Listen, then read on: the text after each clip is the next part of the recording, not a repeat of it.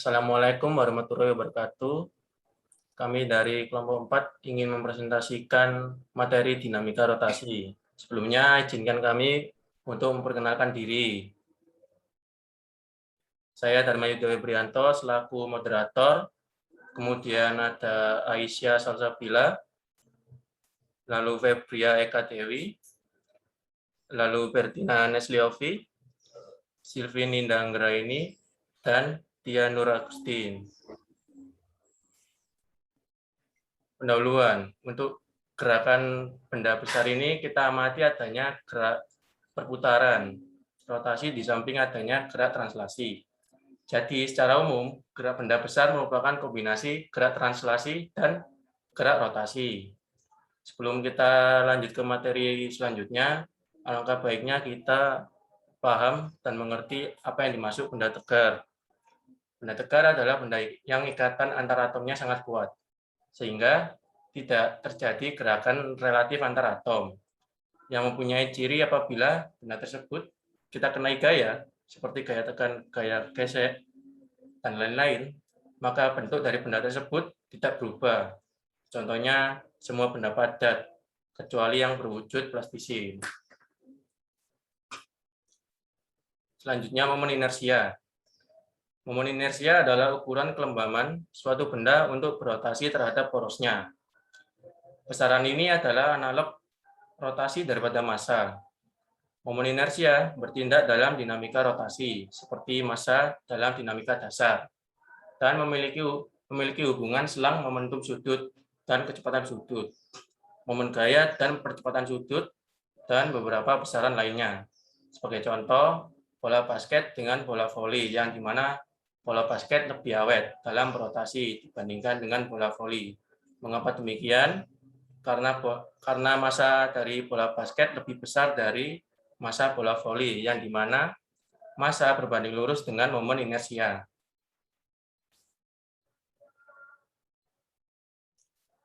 Jika benda berotasi terhadap sumbu dengan kecepatan sudut omega, maka kecepatan translasi benda adalah V sama dengan omega kuadrat. Sebelumnya kita ketahui bahwa energi kinetik translasi rumusnya EK sama dengan setengah mv kuadrat. Dari rumus ini kita hubungkan dengan kecepatan translasi benda, V sama dengan omega R. Lalu selanjutnya EK sama dengan setengah M dikali omega R kuadrat. Lalu kita pecah menjadi EK sama dengan setengah MR kuadrat omega kuadrat. Nah, kita ketahui bahwa MR kuadrat itu sama dengan inersia yang sebelumnya. Maka dari itu, EK untuk rotasi itu sama dengan EK sama dengan EK sama dengan setengah I omega kuadrat.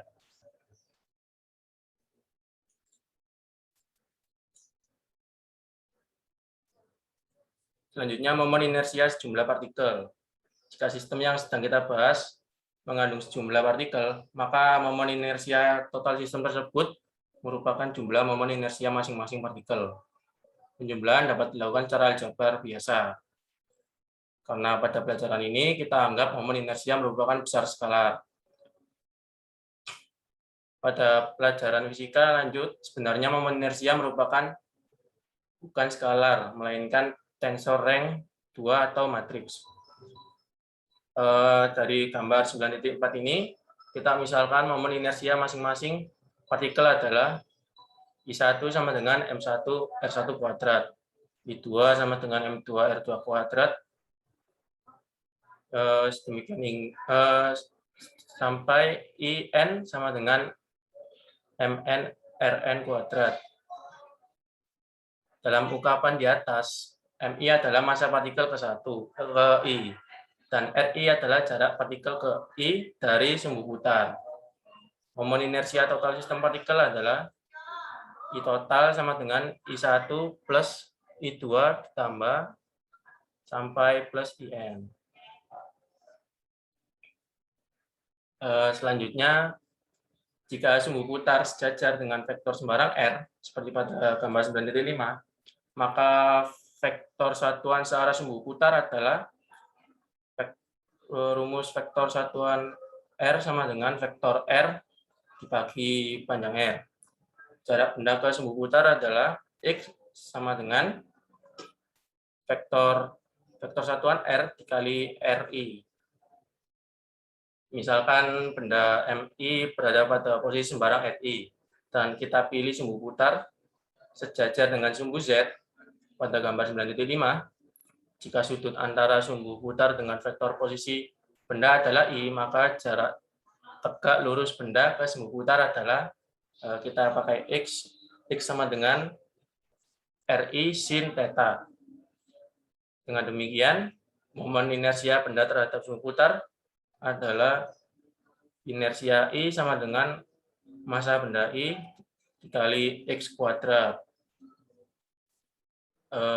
Lalu kita turunkan, maka momen inersia benda tersebut terhadap sumbu putarnya ialah inersia benda I sama dengan massa I dikali X kuadrat, yang dimana kita hubungkan dengan dua rumus sebelumnya, dan jadi inersia total inersia I sama dengan massa benda I dikali vektor R dikali vektor RI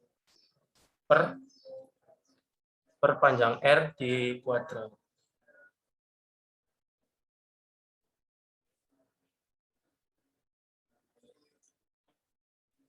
Selanjutnya, momen inersia pada benda kontinu.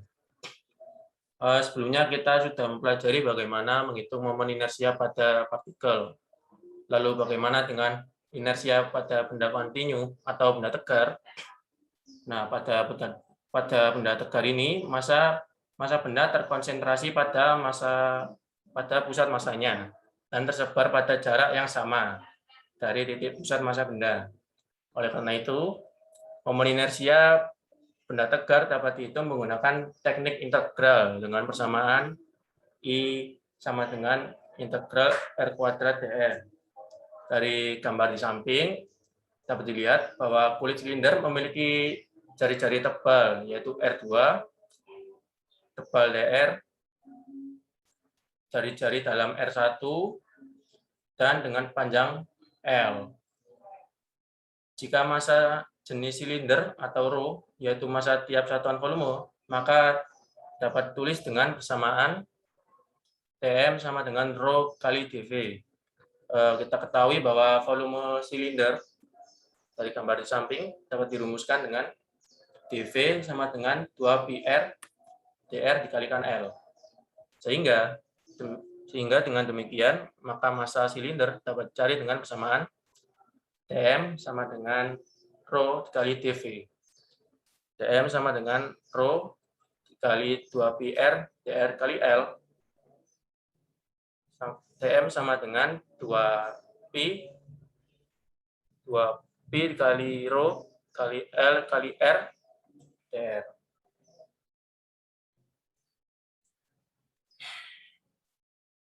Kita ketahui bahwa momen inersia untuk benda tegar atau sistem kontinu adalah I sama dengan integral R kuadrat dm. Maka momen inersia untuk silinder pecah berongga cincin seperti gambar sebelumnya dapat cari dengan sebagai berikut. I sama dengan integral R kuadrat dm. I sama dengan integral R kuadrat dikali 2pi ρ R kali L dr. I sama dengan 2pi ρ L integral R3 dr. Nah, nanti didapatkan I sama dengan setengah pi ρ L R kuadrat dikalikan R2 pangkat 4 min R1 pangkat 4. Yang dimana R2 pangkat 4 dikurangi R1 pangkat 4. Kalau dihubungkan dengan rumus aljabar A kuadrat min B kuadrat, jadinya sama dengan R2 kuadrat dikurangi R1 kuadrat dikali R2 kuadrat tambah R1 kuadrat. Akhirnya didapatkan I sama dengan setengah Pi rho L dikali R2 kuadrat min R1 kuadrat dikali R2 kuadrat tambah R1 kuadrat. Sedangkan volume V silinder berongga dapat cari dengan persamaan V sama dengan Pi R2 kuadrat kurang R1 kuadrat dikalikan dengan L. Maka massa silinder berongga adalah M sama dengan rho Pi dikali R2 kuadrat min R1 kuadrat kali L. M sama dengan Pi kali rho dikali L kali R2 kuadrat min R1 kuadrat. Sekarang momen inersia untuk benda berbentuk silinder pejal yang berongga adalah I sama dengan setengah Pi rho L dikali R2 kuadrat min R1 kuadrat dikali R2 kuadrat tambah R1 kuadrat. I sama dengan setengah M dikali R2 kuadrat plus R1 kuadrat. Jadi momen inersia untuk silinder pejal berongga cincin yang bermassa M dengan jari-jari dalam R1 dan jari-jari luar R2 seperti gambar sebelumnya didapat rumus akhirnya I sama dengan setengah M dikali R2 kuadrat tambah R1 kuadrat. Untuk momen inersia pada benda kontinu jenis lainnya bisa teman-teman lihat di gambar berikut.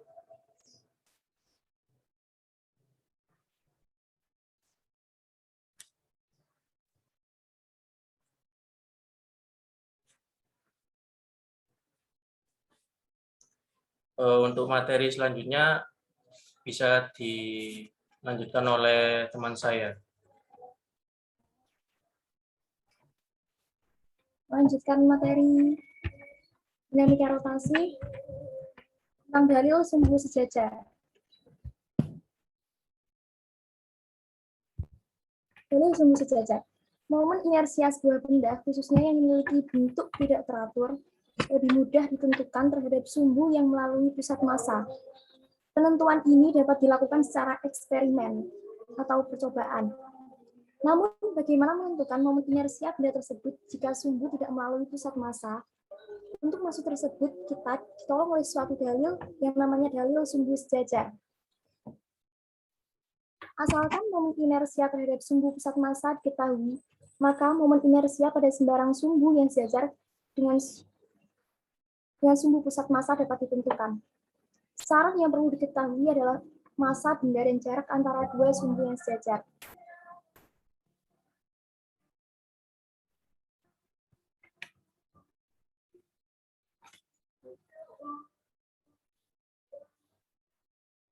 Jika diketahui momen inersia terhadap sumbu pusat massa adalah inersia Pm, maka momen inersia benda bermassa M pada sembarang sumbu yang berjarak D dari sumbu pusat massa dan sejajar dengan sumbu pusat massa memenuhi rumus inersia sama dengan inersia Pm plus Md pangkat 2. Seperti contoh pada gambar di samping. Sumbu sejajar dan sumbu pusat massa.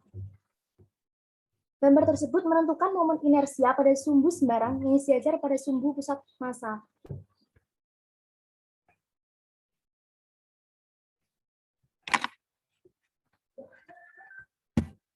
Bisa dilanjut.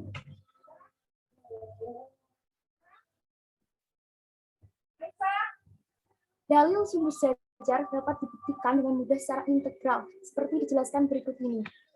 Momen inersia terhadap sumbu pusat massa memenuhi persamaan.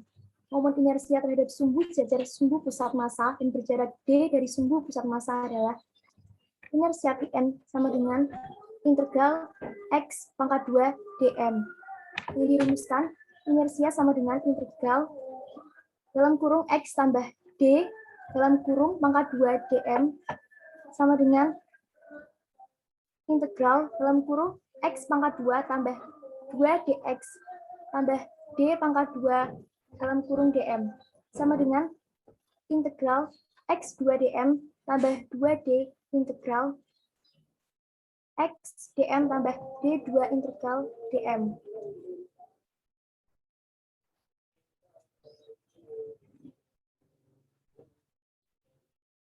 Kemudian jari-jari girasi. Jari-jari girasi adalah besaran yang berkaitan langsung dengan momen inersia. Jika sebuah benda titik yang memiliki massa m yang berjarak r dari sumbu putar, maka momen inersia benda tersebut memenuhi inersia sama dengan mr2. Namun, jika benda bukan titik, maka momen inersia terhadap pusat massa memiliki bentuk yang bermacam-macam, tergantung pada bentuk benda. Jari-jari girasi didefinisikan sebagai berikut.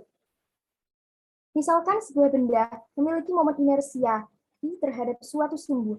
Apabila benda bukan titik tersebut, maka diperas menjadi sebuah titik.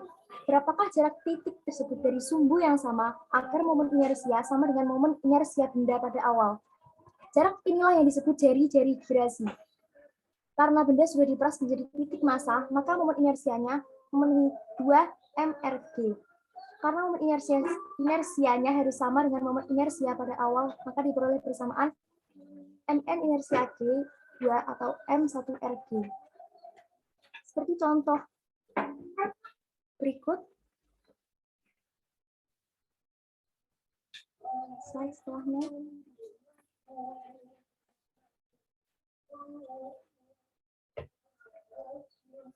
Seperti contoh pada skema rangkaian polimer yang panjang dan ilustrasi yang mendefinisikan jari-jari girasi, benda besar yang diperas menjadi sebuah titik dan jarak titik dari sumbu agar momen inersianya tetap merupakan jari-jari pada girasi.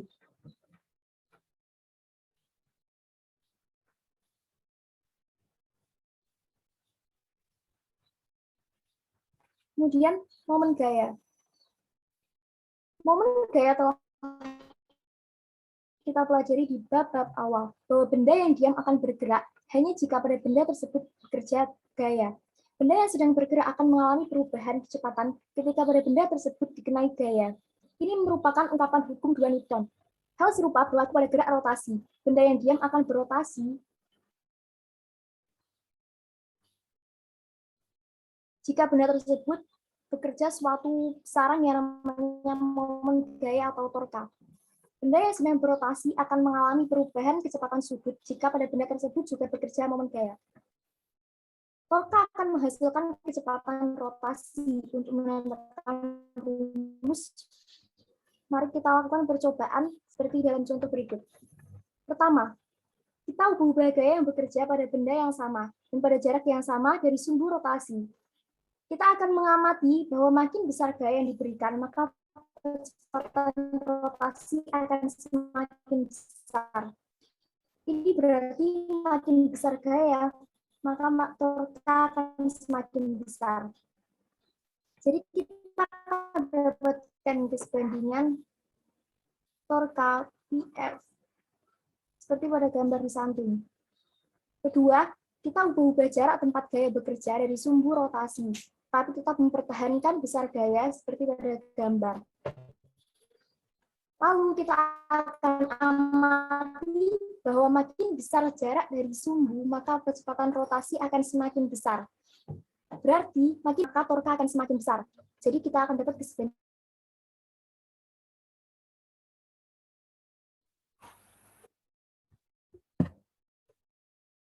Torka PR. Contoh ketiga, kita ubah sudut antara gaya dan vektor penghubung sumbu putar dengan gaya. Jarak maupun besar gaya dapat dipertahankan seperti gambar di samping. Kita akan amati bahwa makin tegak lurus gaya dengan vektor penghubung sumbu rotasi dengan gaya, maka kecepatan rotasi akan semakin besar. Dan makin tegak lurus gaya dengan vektor penghubung sumbu rotasi dengan gaya, maka torka makin besar jika sudut makin tegak lurus adalah keseimbangan torka Sinki. Dari 3 keseimbangan ini dengan gaya, sebanding dengan jarak lokasi gaya. Bekerja ke rumbu sumbu putar. Sebanding dengan sinus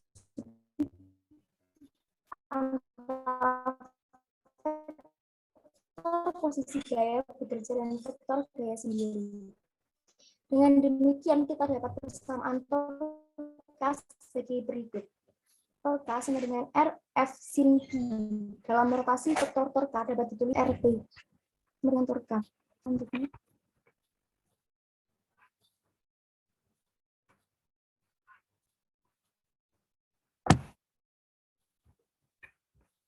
Momen gaya total.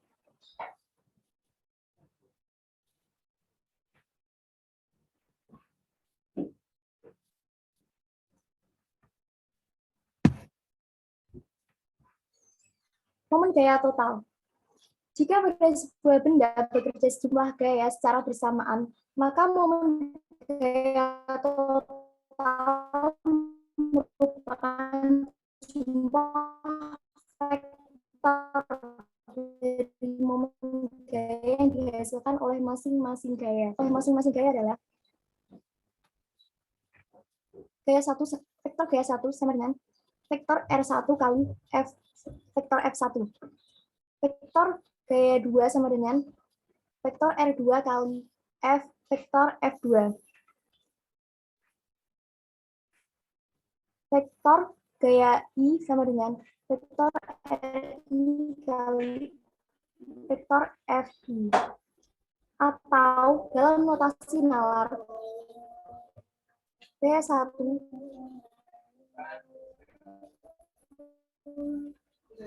sama dengan atau dalam notasi nalar gaya 1 sama dengan R1 X1 sin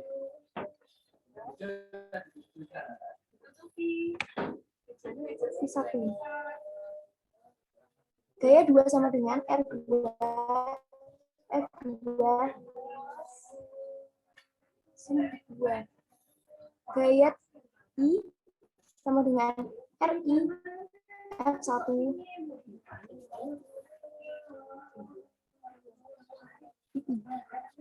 momen gaya total yang dihasilkan oleh semua gaya adalah vektor gaya sama dengan vektor gaya 1 plus vektor gaya 2 plus vektor gaya I dan seterusnya.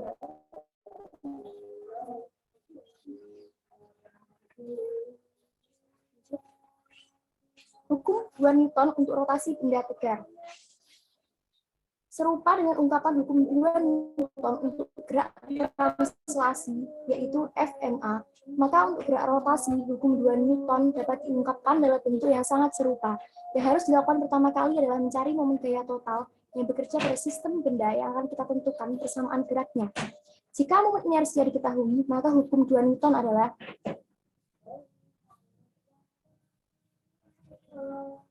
vektor gaya sama dengan vektor X. Lanjut.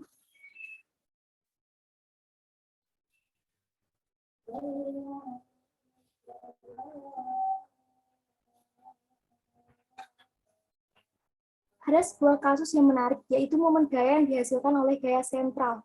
Contoh gaya sentral adalah gaya gravitasi, gaya Coulomb, dan gaya Pegas. Arah gaya selalu ke satu pusat.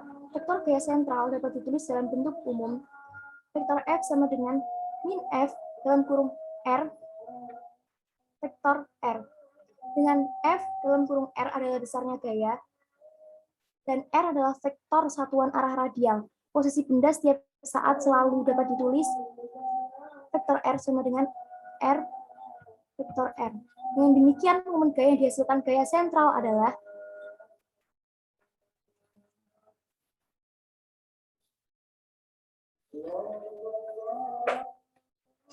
vektor gaya sama dengan vektor R kali vektor gaya sama dengan R vektor R X dalam kurung min F dalam kurung R vektor R sama dengan min R F dalam kurung R dalam kurung vektor R kali vektor R sama dengan 0. Ingat perkalian silang vektor yang sama 0 karena sudut antara keduanya 0.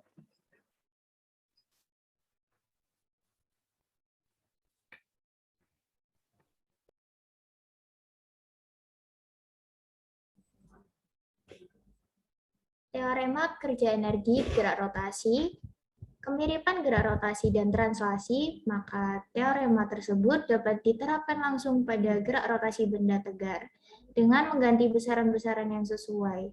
Untuk gerak rotasi benda tegar, teorema kerja energi berbunyi, kerja yang dilakukan oleh momen gaya luar sama dengan perubahan energi kinetik rotasi benda tegar.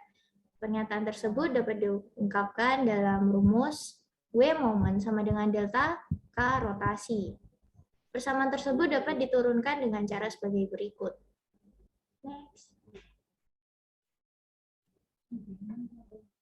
Next. Halo. Jika torka menggeser sudut benda tegar sebesar D, maka kerja yang dilakukan torka tersebut memenuhi persamaan dan dapat ditulis dalam bentuk diferensial sebagai berikut. dW moment sama dengan torsi d theta sama dengan inersia alfa d theta sama dengan inersia d omega per dt dikali d theta sama dengan inersia d omega dalam kurung d theta per dt sama dengan i omega d omega. Next. Kerja yang dilakukan untuk mengubah kecepatan rotasi omega pertama dan omega kedua itu nanti diperoleh W moment sama dengan integral batas atasnya itu omega 2 dan batas bawahnya itu omega 1 I omega D omega sama dengan I-nya itu keluar, batas atasnya tetap ya, integral omega D omega sama dengan I, ini diintegralkan yang tadi jadi setengah omega kuadrat. Jadi dapat setengah I omega 2 kuadrat dikurangi setengah I omega 1 kuadrat. Jadi delta K rotasinya tuh dapat dari sini. Next.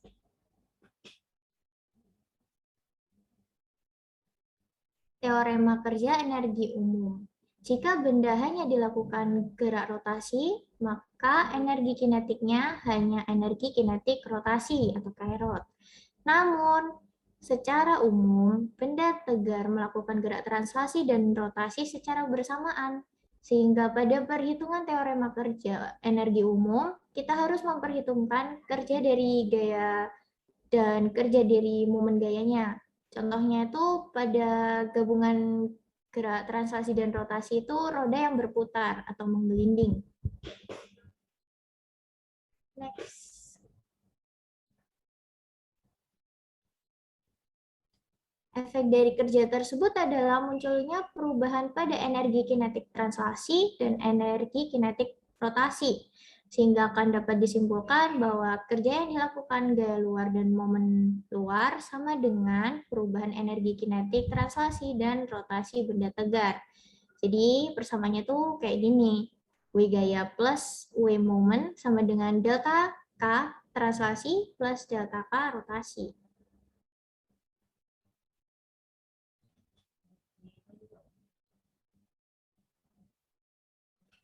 Momentum sudut benda tegar. Momentum sudut adalah perkalian antara momen inersia dengan kecepatan sudut. Jadi lambangnya itu vektor L sama dengan inersia vektor omega. Sifat momen inersia pada gerak rotasi itu sama dengan sifat massa inersianya pada gerak translasi. Sifat momentum sudut pada gerak rotasi sama dengan sifat momentum pada gerak translasinya. Sehingga sifat-sifat yang serupa tersebut, maka persamaan-persamaan yang berlaku pada gerak translasi dapat langsung digunakan pada gerak rotasi dengan mengganti besaran yang setara pada dua jenis gerakan tersebut. Next. Jadi ini tabelnya. Kalau gerak translasi itu posisinya itu dilambangkan dengan X. Kalau rotasi itu dengan sudut ya, theta. Kecepatannya itu V, kecepatan sudut itu omega, percepatannya itu A, percepatan sudut itu alfa ya. Massa inersia, biasanya ini MI, momen inersianya itu adalah I, momentumnya tuh Rho sama dengan M kali V, massa kali kecepatannya. Momentum sudutnya itu tadi itu yang L sama dengan inersia kali omega. Gayanya itu F, momen gaya adalah torsi. Energi kinetik translasi yang tadi itu K translasi sama dengan setengah mv kuadrat, sedangkan energi kinetik rotasi itu K sama dengan setengah I omega kuadrat.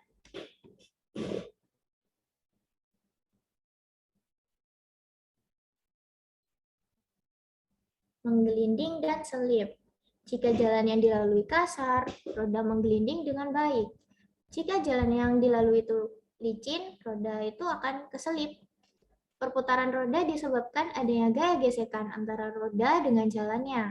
Karena gaya ini menyinggung roda, yang artinya berarti tidak segaris dengan pusat massa. Maka gaya tersebut menghasilkan momen gaya, akibat dari timbul percepatan rotasi pada roda. Gaya gesekan antara roda dengan jalan merupakan gaya gesekan statis, karena tidak ada gerak relatif antara permukaan roda dan jalan. Gaya gesekan kinetik terjadi pada roda yang selip karena ada gerak relatif antara permukaan jalan dan permukaan rodanya.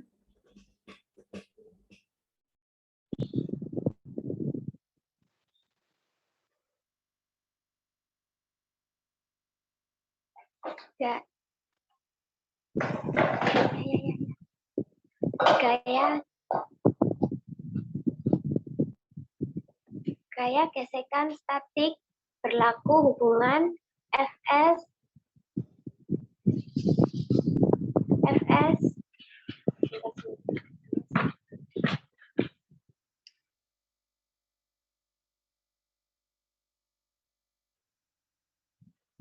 Gaya gesekan statik berlaku hubungan Fs Sn. Hubungan ketidaksamaan ini ke dalam persamaan percepatan sama dengan T per IPM sama dengan Fsr per IPM. Maka diperoleh percepatan kurang dari sama dengan mu n dikali R per 1 IPM. Persamaan tersebut menyatakan bahwa percepatan rotasi roda agar tidak selip memiliki batas maksimum.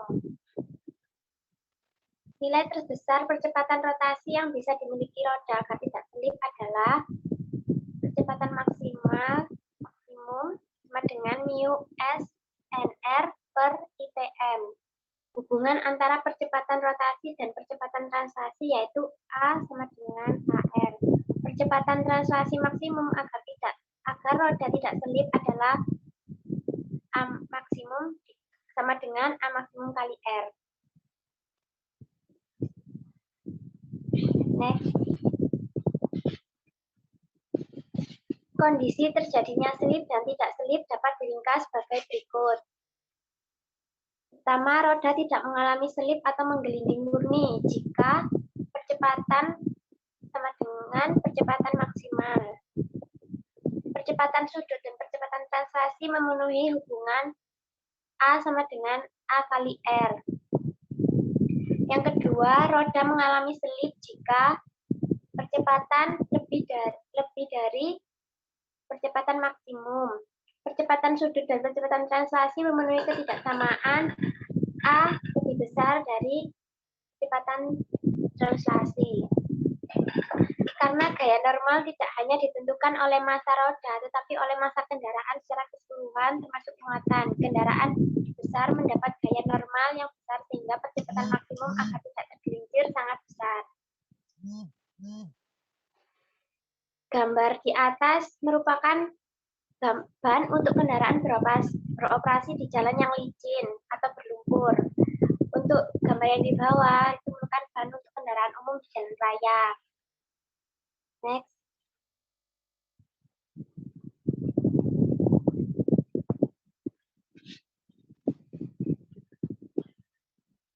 Gerakan benda tegar umumnya merupakan kombinasi dari gerak translasi pusat massa dan gerak rotasi terhadap pusat massa.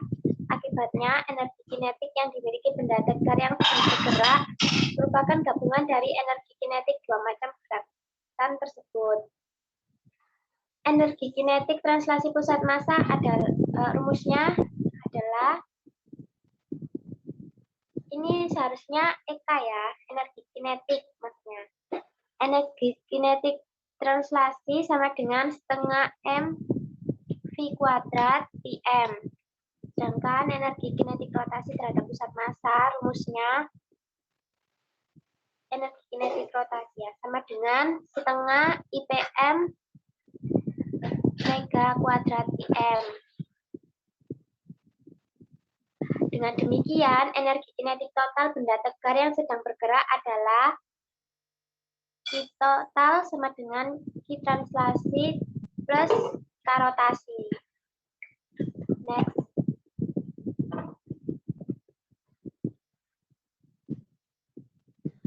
Roda terbang atau dalam bahasa Inggris disebut flywheel adalah alat yang memiliki silinder dengan massa sangat besar dan digunakan untuk menyimpan energi. Sebagai contoh, pembangkit tenaga listrik yang menghasilkan daya 100 MW. Artinya, tiap detik ada 100 MJ energi yang dihasilkan. Misalkan pada suatu saat energi yang dimanfaatkan hanya 80 MW. Maka ada energi 20 MW yang tidak terpakai. Bagaimana caranya agar energi yang tidak digunakan tersebut dapat disimpan sehingga dapat dimanfaatkan lagi saat diperlukan?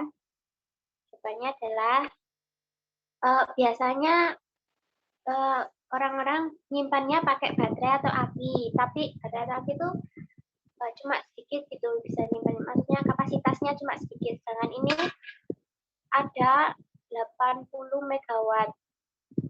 Jadi kurang. Jadi solusinya biar lebih mudah dan sederhana adalah menggunakan roda terbang. Roda terbang bisa semacam silinder dengan massa sangat besar yang dapat berputar pada sumbu vertikal seperti diilustrasikan pada gambar. Energi yang disimpan digunakan untuk memutar silinder sehingga kecepatan rotasi muncul atau bertambah. Jika gesekan dengan udara dapat diabaikan, maka silinder akan terus berputar dengan kecepatan hampir konstan dalam waktu yang lama. Jadi, energi tersimpan cukup aman dalam putaran silinder. Ketika energi akan diambil kembali, maka silinder dihubungkan dengan pemutar generator. Generator menghasilkan energi listrik dan pada saat bersamaan kecepatan rotasi silinder berkurang. Ketika akan menyimpan energi lagi, maka kecepatan keputar silinder kembali diperbesar. Dan ketika energi akan diambil, maka kecepatan putar silinder direduksi kembali. Next.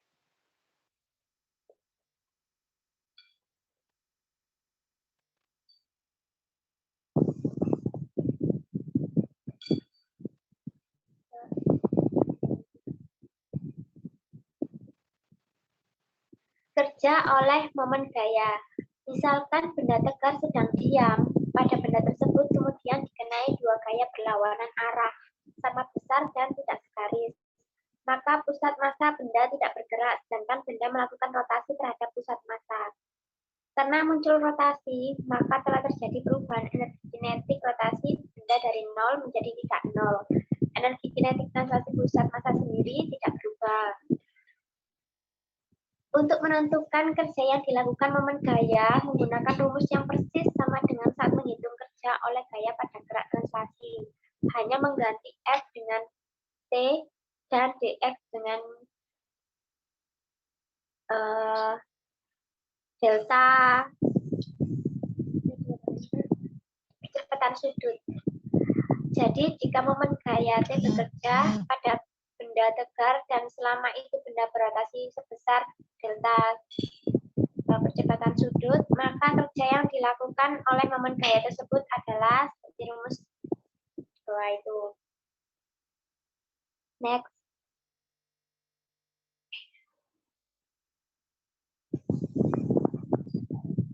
Hubungan antara momentum sudut dan momen gaya. Pada gerak translasi, gaya yang bekerja pada benda sama dengan laju perubahan momentum linier benda atau F sama dengan delta P per delta T. momen gaya yang bekerja pada sebuah benda sama dengan laju perubahan momentum sudut benda atau momen gaya. Persamaannya seperti itu. T sama dengan delta L per delta T. Jika terdapat sejumlah momen gaya yang bekerja pada benda, maka momen tersebut dijumlahkan dan hasil penjumlahan tersebut yang diterapkan pada persamaan itu sama dengan delta L per delta T. Torka yang bekerja pada benda yang bergerak di bawah pengaruh gaya sentral adalah 0. Dengan demikian, untuk benda yang bergerak di bawah pengaruh gaya sentral, laju perubahan momentum sudut terhadap waktu 0. Berarti momentum sudut benda yang berada di bawah pengaruh gaya sentral adalah konstan. Next.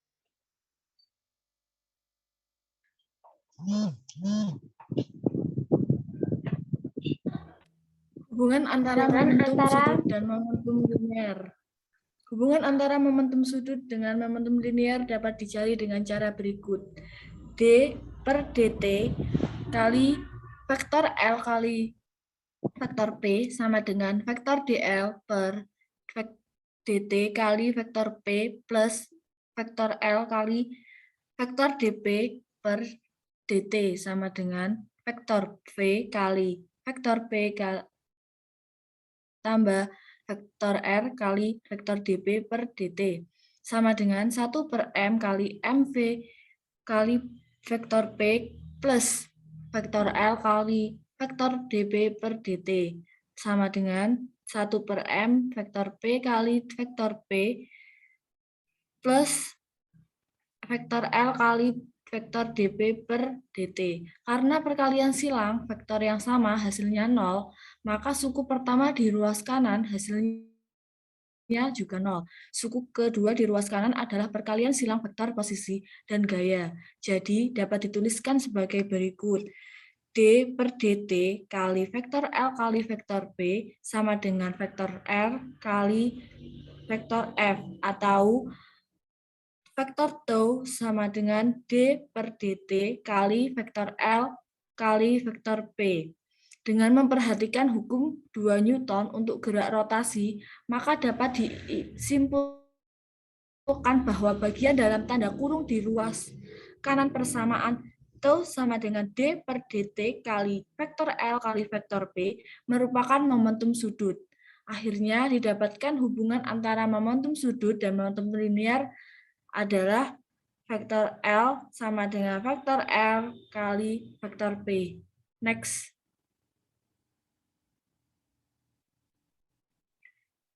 Dalam notasi skalar, momentum sudut memenuhi persamaan L sama dengan R kali P sin dengan sudut antara vektor jari-jari dan momentum.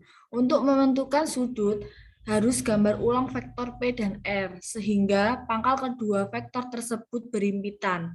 Sudut adalah sudut yang dibentuk oleh pangkal kedua vektor.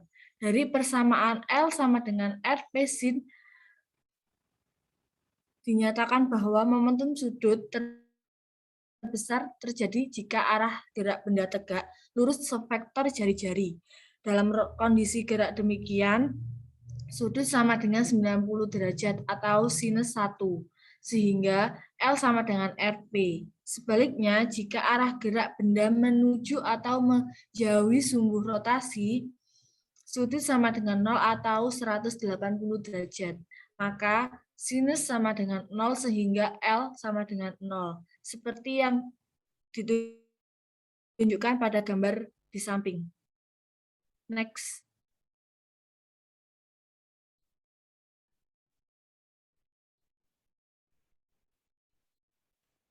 Hukum kekekalan momentum sudut. Dari persamaan tau sama dengan delta L per delta T, dapat disimpulkan bahwa jika momen gaya yang bekerja pada suatu sistem 0, maka diperoleh delta L per delta T sama dengan 0. Hubungan ini menyatakan bahwa momentum sudut bukan merupakan fungsi waktu.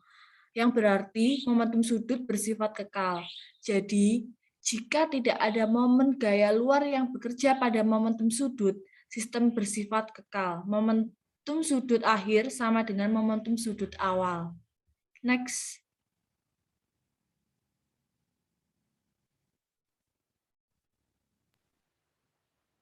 Untuk selanjutnya adalah fenomena yang terjadi di sekitar kita yang berhubungan dengan dinamika rotasi, yaitu mengapa gasing berputar lebih susah dijatuhkan. Mengapa demikian? Momentum sudut gasing sebanding dengan kecepatan sudut, seperti yang kita ketahui. Maka momentum sudut gasing yang bergerak cepat ditunjukkan di gambar 15A lebih besar dibandingkan dengan gasing yang bergerak lambat seperti pada gambar 16A. Jika kita menjatuhkan gasing, maka yang kita lakukan adalah menghilangkan momentum sudut gasing. Gasing yang sudah jatuh dan berhenti memiliki momentum sudut sebesar 0. Dengan demikian, untuk menghentikan gasing, maka diperlukan momentum sudut yang besarnya sama dengan momentum sudut gasing yang sedang berputar tetapi berlawanan arah. Untuk torka yang bekerja adalah sama dengan momentum sudut per delta T.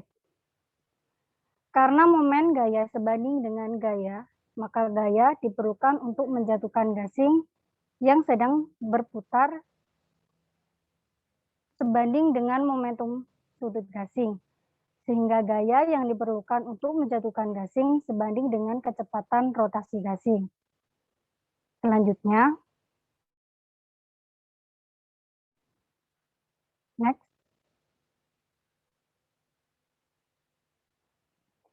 Untuk fenomena selanjutnya adalah mengapa motor miring di jalan melengkung.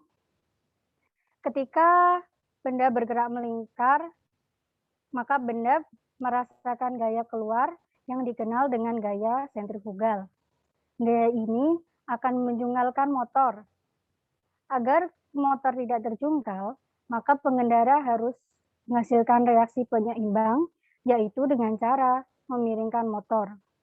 Besar gaya sentrifugal yang cenderung menjungkalkan motor keluar adalah Fs sama dengan massa dikali kecepatan kuadrat dikali R. Pada titik pusat massa motor dan pembalap juga bekerja gaya gravitasi ke bawah sebesar F sama dengan M kali G. Gaya berat dan vektor posisi pusat massa membentuk θ1 sama dengan 90 derajat plus θ, dan gaya sentrifugal dan vektor posisi pusat massa membentuk θ2 yaitu sebesar 180 derajat dikurangi θ. Maka torsi yang bekerja adalah TO sama dengan RW sin θ1 plus R Fs sin θ2. Sedemikian rupa seperti yang pada rumusnya ini, sehingga menjadi tan θ sama dengan GR per V kuadrat. Makin besar jari-jari tikungan, maka tikungan makin tidak tajam. Maka tan θ makin besar. Artinya sudut makin mendekati 90 derajat dan motor makin tegak. Makin besar laju, maka sudut kemiringan makin kecil atau motor makin tidur ke tanah. Kemiringan sudut hanya bergantung pada jari-jari lintasan dan laju motor. Sama sekali tidak bergantung pada massa motor, ukuran motor, maupun berat badan pembalap. Next.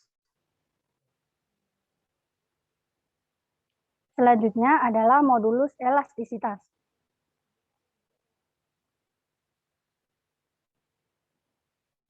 Modulus elastisitas. Sifat elastis adalah sifat bahan yang cenderung kembali ke bentuk semula setelah gaya yang bekerja pada benda dihilangkan. Kita ambil contoh saja pegas. Ketika pegas regangkan, lalu dilepaskan akan kembali ke bentuk semula.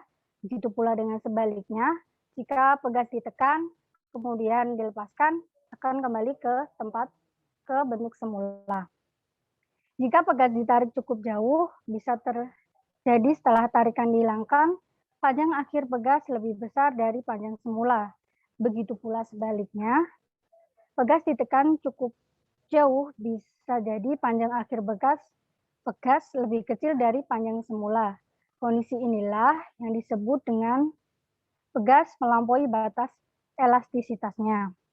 Sifat elastis ini tidak hanya dimiliki oleh pegas, tetapi juga dimiliki oleh bahan lainnya. Ada benda yang mudah diubah-ubah panjangnya, dan ada juga yang sangat sulit diubah panjangnya. Benda yang bentuknya mudah diubah oleh gaya dikatakan lebih elastis. Untuk membedakan bahan berdasarkan keelastisannya, maka didefinisikan besaran yang namanya modulus Young. Benda yang lebih elastis atau lebih lunak cenderung memiliki modulus elastis yang lebih kecil. Next. Selanjutnya adalah modulus Young. Besar pertambahan panjang tersebut berbanding lurus dengan panjang semula.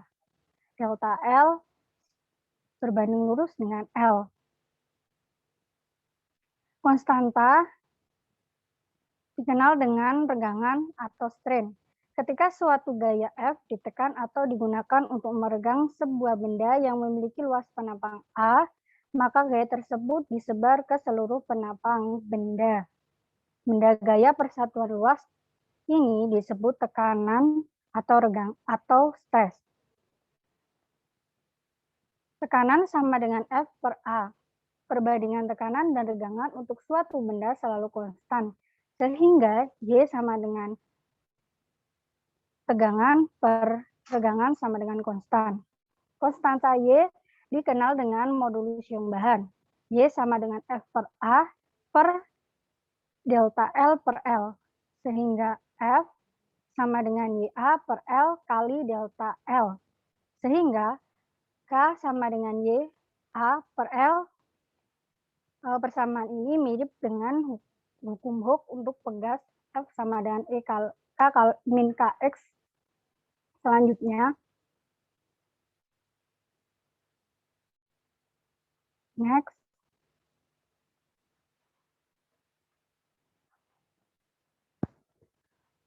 Selanjutnya adalah modulus geser.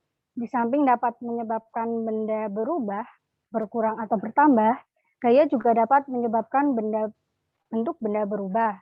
Besarnya perubahan bentuk benda bergantung pada jenis benda. Untuk membedakan respon benda terhadap gaya geser tersebut, maka didefinisikan besaran yang dinamakan modulus geser. Makin sulit benda berubah bentuk, maka semakin besar nilai modulus gesernya. Modulus geser adalah sebesar G sama dengan tegangan dikali regangan sama dengan konstan. Perbandingan antara tahanan geser dan regangan geser selalu konstan. Konstanta G dinamakan modulus geser. G sama dengan F per A kali delta L, atau F sama dengan G per A dikali L kali delta L. Maka K sama dengan GA per L. Selanjutnya, next.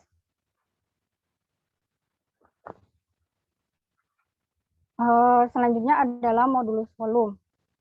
Hubungan antara perubahan volume awal dan perubahan tekanan. Delta F sebanding dengan F0 kali delta P. Kalau kesebandingan di atas diganti dengan tanda sama dengan, maka kita diperkenalkan suatu konstanta pembanding B, sehingga delta V sama dengan min seper B, V0 kali delta P. Konstanta B dikenal dengan modulus volume dari benda. Tanda negatif menginformasikan bahwa makin besar perubahan tekanan yang diberikan, maka makin kecil volume akhir benda.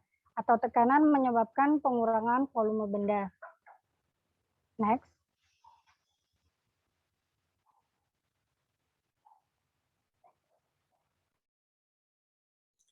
Untuk sesi selanjutnya kita masuk ke latihan soal.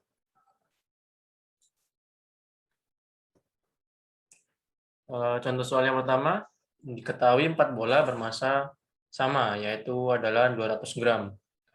Dihubungkan menggunakan kawat yang masanya diabaikan. Panjang kawat adalah 80 cm dan lebar kawat adalah 40 cm. Jika sumbu XY berada di tengah-tengah panjang kawat, hitunglah momen inersia sistem bola terhadap sumbu XY. Diketahui massa 1, massa 2, massa 3 itu sama, yaitu 0,2 kg, kita jadikan kilo. Untuk jarak bola dari sumbu rotasi, diketahui tadi panjang kawat 80 cm. Kita bagi 2, jadinya kita ubah meter dulu, 0,4 meter, 0,4 meter. Jadi jarak bola dari sumbu rotasi tiap benda itu 0,4. Bisa dilambangkan dengan R saja. Kita masukkan ke rumusnya. I total sama dengan M1 R1 kuadrat tambah M2 R2 kuadrat tambah M3 R3 kuadrat tambah M4 R4 kuadrat. Bisa kita persingkat, bisa kita pendekkan rumusnya, jadi 4 kali MR kuadrat. Sama dengan 4 tadi massanya diketahui 0,2 kilo, dikali 0,4 dikuadratkan. Sama dengan 0,8 kali 0,16. Jadi inersia pada sistem tersebut sama dengan 0,128 kg meter kuadrat.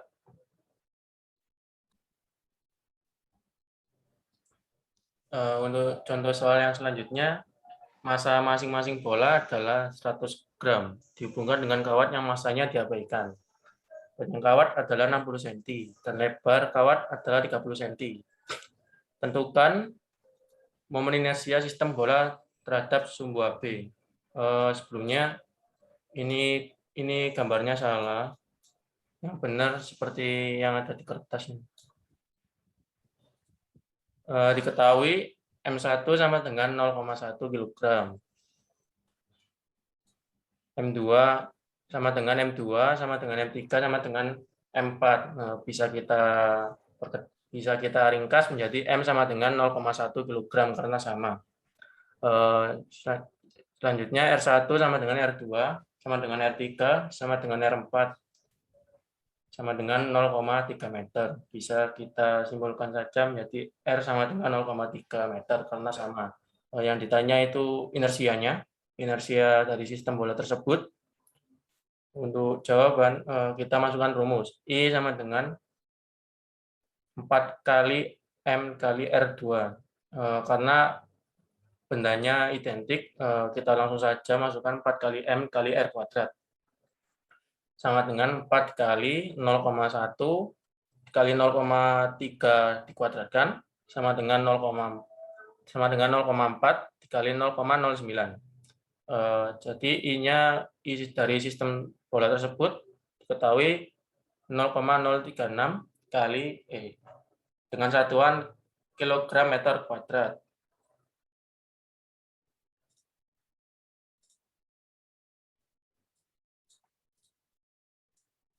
Contoh soal yang selanjutnya, diketahui 2 bola masing-masing memiliki massa 300 gram dan 100 gram. Kedua bola terhubung dengan sebuah kawat sepanjang 40 cm yang massanya diabaikan. Sumbu XY terletak di bola bersama 100 gram. Berapakah momen inersia sistem kedua bola tersebut terhadap sumbu XY? Ketahui tadi M1-nya M1 sama dengan 0,3 kg, M2-nya 0,1 kg, R1-nya R1 sama dengan 0,4 meter. Untuk R2 karena sumbu porosnya terletak di bola yang kedua, maka R2-nya sama dengan 0. Yang ditanya inersia total. Kita masukkan rumusnya I sama dengan M1 dikali R1 kuadrat ditambah M2 dikali R2 kuadrat. Kita masukkan yang ada diketahui ini. I sama dengan 0,3 dikali 0,4 yang dikuadratkan ditambah 0,1 dikali 0 kuadrat karena R2-nya tadi 0. Inersia sama dengan 0,3 dikali 0,16. Hasil akhirnya 0,048 kg meter kuadrat.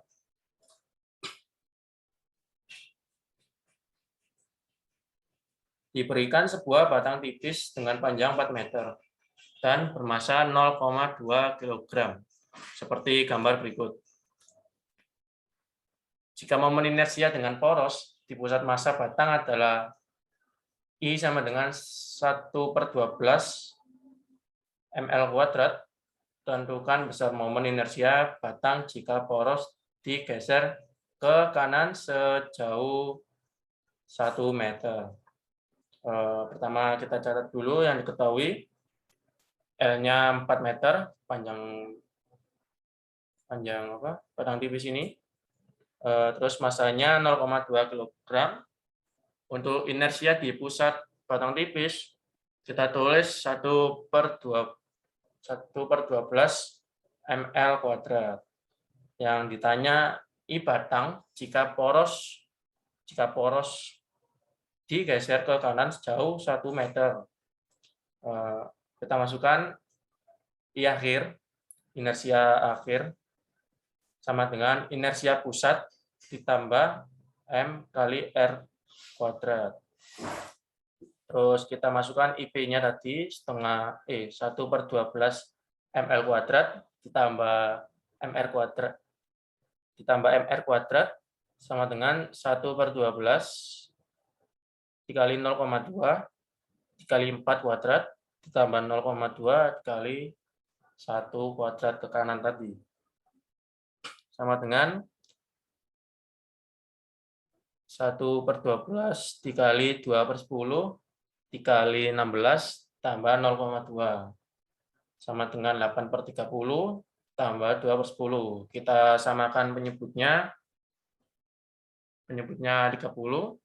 Pembilangnya 8 tambah 16, hasilnya 14/30, sama dengan 0,46 kg meter kuadrat. Untuk contoh soal yang selanjutnya bisa dipaparkan atau dijelaskan oleh teman saya. Cari energi kinetik rotasi, translasi, dan energi kinetik total sebuah bola bowling yang masanya 40 kg dan diameternya adalah 10 meter. Jika bola tersebut menggelinding sempurna dengan laju 10 meter per second, hasilnya, next.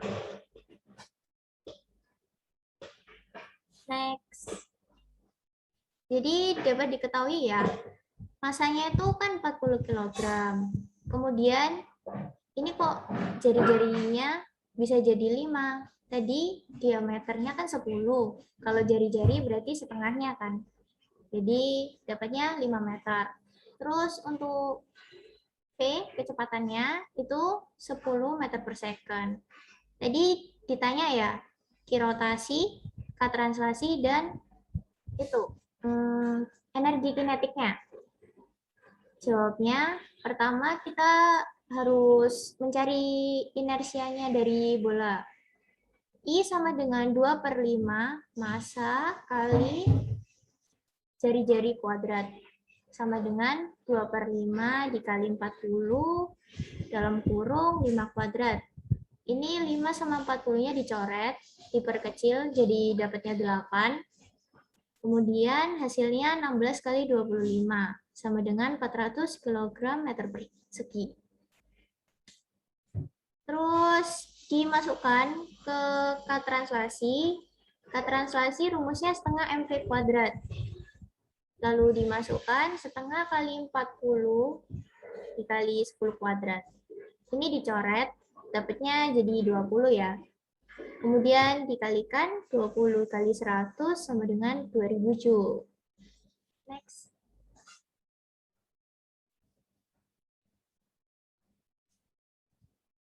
Untuk Q rotasi, setengah kali inersia theta kuadrat.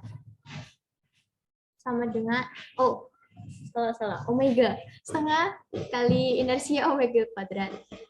Terus ini dimasukin ya, setengah dikali 2/5 mr kuadrat.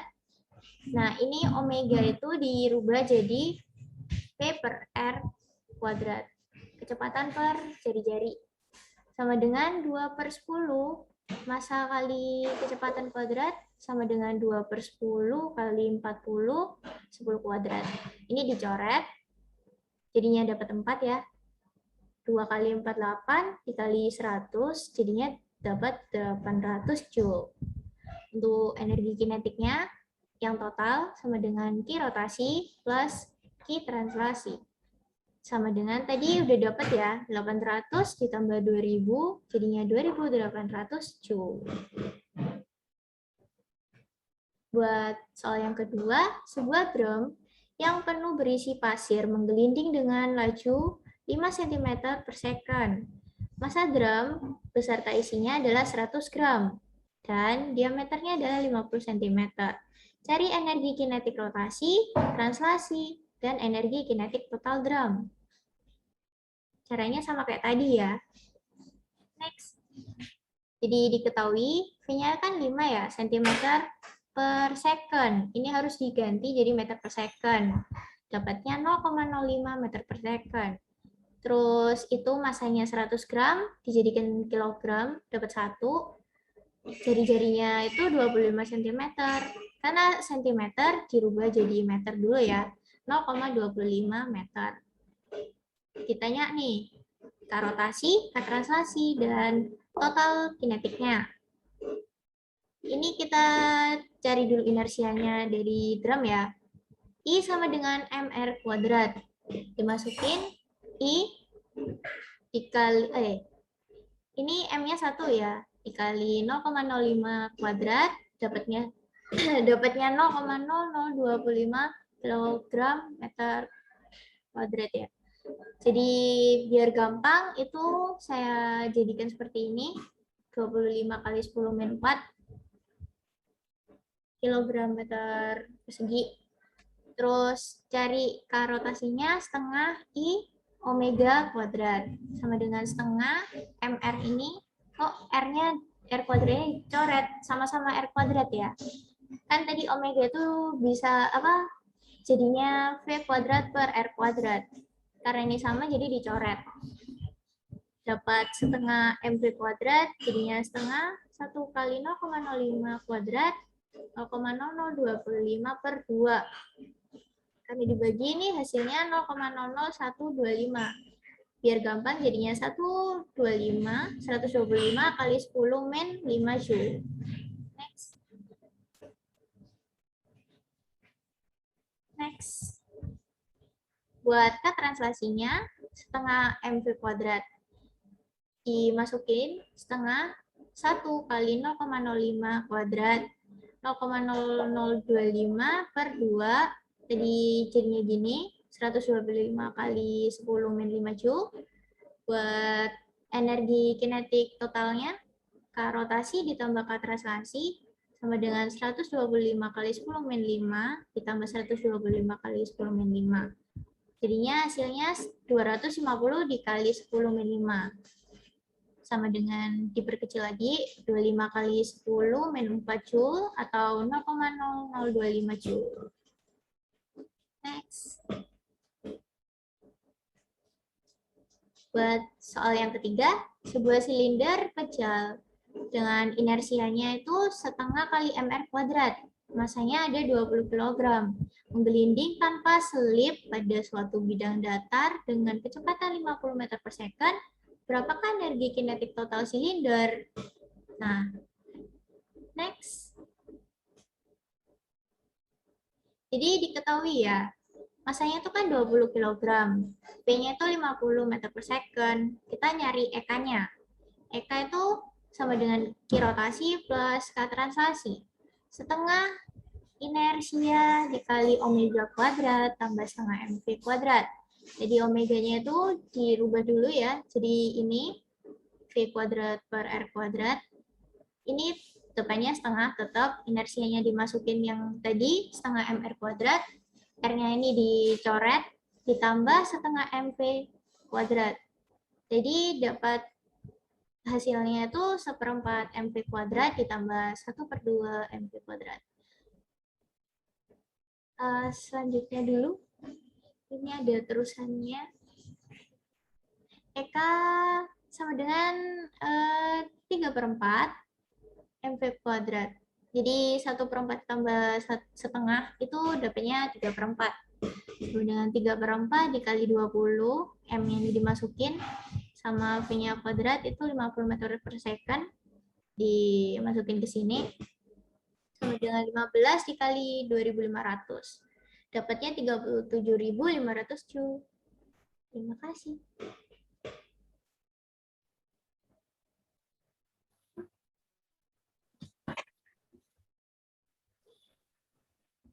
Contoh soal jari-jari girasi bola pejal. Berapakah jari-jari girasi bola pejal terhadap pusat massa? Momen inersia bola pejal terhadap pusat massa adalah inersia sama dengan 2/5 mr2. Dengan demikian, jari-jari girasi bola pejal terhadap pusat massa seperti pada contoh soal berikut. Jari-jari girasi sama dengan akar dalam kurung 2/5 mr kuadrat per m sama dengan akar 2/5 kali r. Next.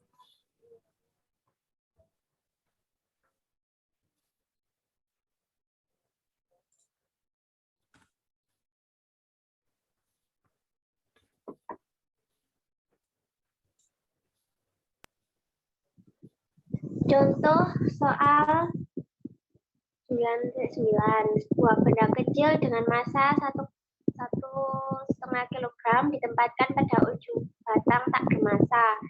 Ketika berputar dengan kecepatan sudut 10 watt per second, energi kinetik yang dimiliki benda tersebut adalah 300 Joule.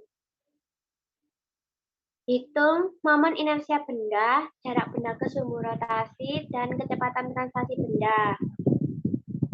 Jawab. Untuk mencari momen inersia benda adalah dengan rumus I sama dengan 2K per alfa kuadrat sama dengan 2 kali 300 per 10,2 sama dengan 6 kg meter kuadrat. Jadi momen inersianya adalah 6 kg meter kuadrat. Untuk mencari yang jarak benda ke sumbu rotasi. Next.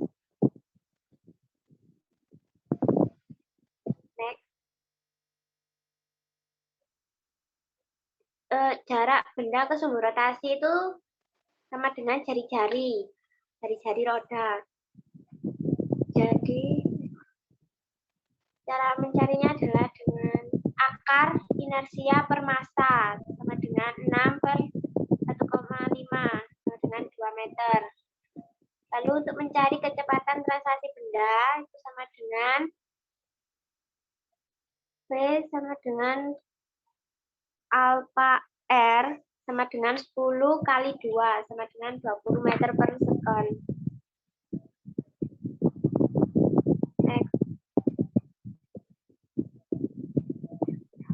Selanjutnya daftar pustaka. Ini adalah daftar pustaka yang kita kutip untuk membuat materi dalam PowerPoint ini.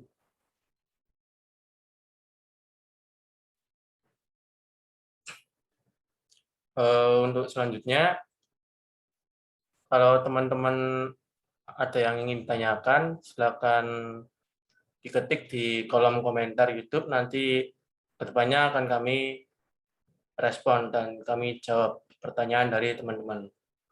Sekian presentasi dari kelompok 4 mengenai dinamika rotasi. Kurang lebihnya mohon maaf.